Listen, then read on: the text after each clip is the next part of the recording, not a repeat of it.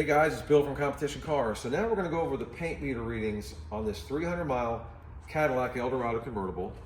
And I said to bat that I thought there was some paint work on this fender and on this door area, okay? Now the paint meter readings do not lie. And I went around this car. We'll go over the readings as we go. I'll just show you. 0 to 4 are absolutely normal on these single stage GM cars, okay? What is that, 4? 4. 0. 0. 4. 4. So this fender and this door, I was convinced it had some paint work, some blend work here. If it is, it had to be super light because you're getting very normal paint meter readings. Now, I have this 26-mile car here, which is currently not for sale. Literally has the identical paint meter readings as this 300-mile car. Now, one thing you guys have to realize too, these cars were painted by hand back then. There were no robots and computers and stuff doing it.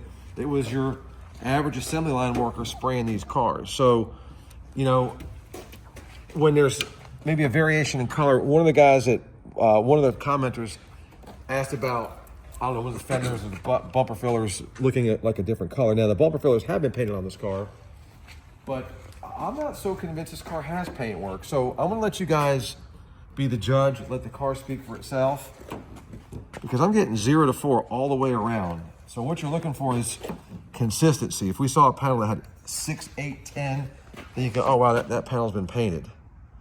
But I'm getting 0 to 4 literally everywhere. And again, you gotta figure this was 1976, so quality back then was, even though it was a Cadillac, you'd think it would be the best of the best. There's 4 there.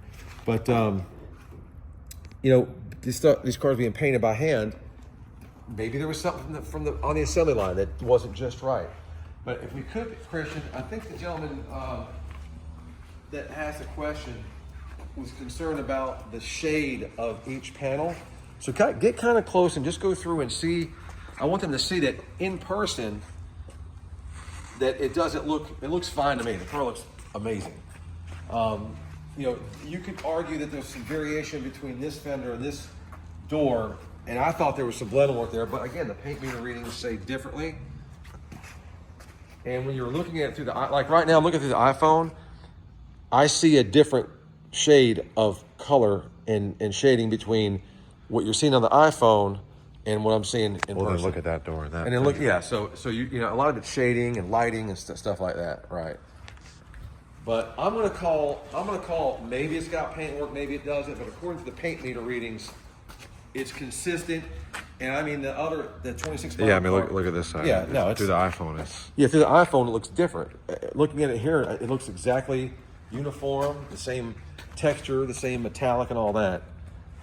And that's the struggle that we have with these cars from the 70s, because they were painted. You know, that could have, this car, the 26-mile car could have been painted by John Smith, and this could have been painted by, you know, Frank Jones or whatever. So, but the meter readings are consistent on both cars. And I know for damn sure that 26-mile car hasn't been touched. So to have literally identical paint meter readings on the 300-mile car kind of tells you something. So I'm gonna go with possible paint work. I don't really think it matters. I mean, the car is just freaking stunning. It's literally like new. So you guys be the judge. You bid accordingly. But we're all about transparency. I hide nothing. I tell everything like it is. You know, and if I miss something, I miss it. But it's not because I did it intentionally. So there you go. Assess what I just told you.